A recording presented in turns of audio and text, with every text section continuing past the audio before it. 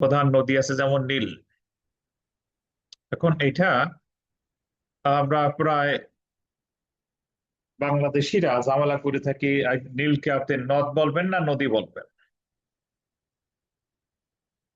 হ্যাঁ, নদ বলবেন না, তাই তো? তাহলে নদী না, কেন নদী না? কারণ আমরা বাংলাদেশিরা এটাকে আমরা পুরুষবাচক বলি। হ্যাঁ, নদকে বলা হয় পুরুষ আর নদীকে বলা হয় নারীবাচক, এই একটা ভাগ করা হয়েছে। কিন্তু আসলে আপনি ইংরেজিতে রিভার বলা হয়, রিভার নাইল। নীল নদী, নীল নদী বলে যে একদম ভুল হবে, রিভারের অর্থ হিসেবে নদী বলে যে ভুল হবে, এরকম না। তো যাই হোক, আমাদের প্রচলিত নীল নদ। ওকে, তাদের বৈশিষ্ট্য কি? আফ্রিকায় তথা পৃথিবীর দীর্ঘতম নদী। হ্যাঁ, তাহলে লিখবেন এটি আফ্রিকা তথা বিশ্বের দীর্ঘতম নদী। নীল নদের বৈশিষ্ট্য হচ্ছে এটা বিশ্বের দীর্ঘতম, লম্বা, দীর্ঘতম। এটা 11টা আফ্রিকান 11টা দেশের মধ্য দিয়ে প্রবাহিত হচ্ছে। আফ্রিকার 11টা দেশের মধ্য দিয়ে প্রবাহিত, 11টা দেশের মধ্য দিয়ে প্রবাহিত। এবং এর আয়তনটা বিভিন্ন জায়গায়, এই নদীগুলোর আসলে আমাদের পরীক্ষা আসলো না আয়তনটা, এসে বিভিন্ন অঞ্চলে বিভিন্ন জায়গায় বিভিন্ন তথ্য, বিভিন্ন গরমিল পাবে। তো আমরা একটা হিসাবে ধরলে মোটামুটি 6,800 কাছাকাছি, প্রায় 6,853 কিলোমিটার। এবং এটা আফ্রিকার যে হ্রদ আছে ভিক্টোরিয়া হ্রদ, আপনারা দেখেন এই যে মানচিত্র, ভিক্টোরিয়া হ্রদ, এই ভিক্টোরিয়া হ্রদ থেকে উৎপত্তি হয়েছে। এই যে এটা ভিক্টোরিয়া হ্রদ, হ্যাঁ, আফ্রিকার এটা ভিক্টোরিয়া হ্রদ। এই ভিক্টোরিয়া হ্রদ থেকে নীল নদের উৎপত্তি হয়েছে। তাহলে জানলে যে আফ্রিকার একটি নদী হ্রদ আছে ভিক্টোরিয়া, এবং এই ভিক্টোরিয়া হ্রদ থেকে উৎপত্তি হয়ে এই অংশটা এসে ভূমধ্য সাগর দেখা যাচ্ছে। এই যে দেখেন ভূমধ্য সাগর, এই ভূমধ্য সাগর এসে পতিত হয়েছে, শেষ হয়েছে। তাহলে দক্ষিণ দিক থেকে উত্তর দিকে ধাবিত হয়েছে।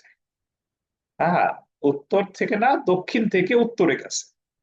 তাহলে আমরা জানলাম বিশ্বের দীর্ঘতম যে নদীটা, দীর্ঘ, এটা বৃহত্তম বলা হয়েছে না, বলা হচ্ছে না।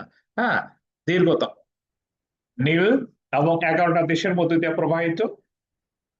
তারপরে আপনার ভিক্টোরিয়া, আফ্রিকার ভিক্টোরিয়া হ্রদ থেকে উৎপত্তি হয়েছে, এবং এটা কিন্তু ভূমধ্য সাগরে শেষ হয়েছে। অর্থাৎ ভূমধ্য সাগরে এটা পতিত হয়েছে। তাহলে নীল নদের উৎপত্তি আর পতিত স্থানটা মনে রাখবেন, ভূমধ্য সাগরে পতিত হয়েছে। ওকে, এটা কিন্তু আফ্রিকান তথা বিশ্বের দীর্ঘতম নদী।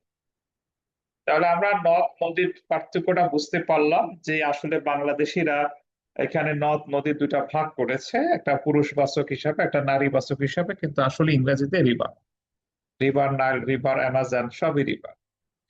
তাহলে আমরা এই তথ্য কটা একটু মনে রাখবো আশা করি। আফ্রিকার 11টা দেশের মধ্যে দিয়ে বর্তমানে প্রবাহিত, এবং ভিক্টোরিয়া হ্রদ থেকে উৎপত্তি হয়ে এটা ভূমধ্য সাগরে পতিত হয়েছে, ভূমধ্য সাগরে। হ্যাঁ, ভূমধ্য সাগরে পতিত হয়েছে। ওকে, লেখা হলে একটু জানাবেন। ভাষা মানচিত্র রাখতে হবে। হ্যাঁ, এগুলা মুখস্থ আপনি যতই পড়েন আপনি ভুলে যেতে পারেন। ম্যাপ দেখলে মোটামুটি আপনি এটা ধারণা রাখলে মোটামুটি আপনার মাথায় থাকার কথা।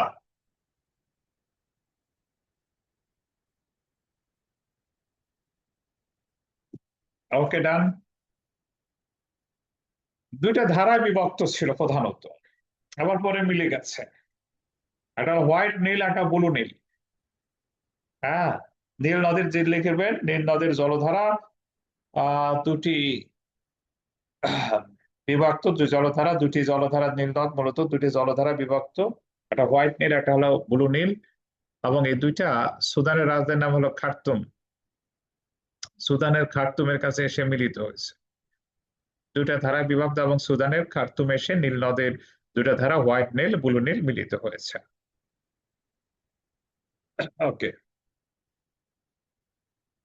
তাহলে এখান থেকে আমরা একটা তথ্য জানলাম, বিশ্বের দীর্ঘতম নদী আফ্রিকায় তথা তথা বিশ্বের দীর্ঘতম নদী নীল, এবং আফ্রিকার ভিক্টোরিয়া হ্রদ থেকে উৎপত্তি হয়ে ভূমধ্য সাগরে পতিত হয়েছে, 11টা দেশের মধ্যে দিয়ে প্রবাহিত।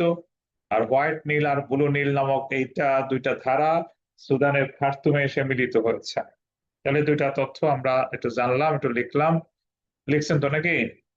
এতটুকু একটু মনে রাখবেন।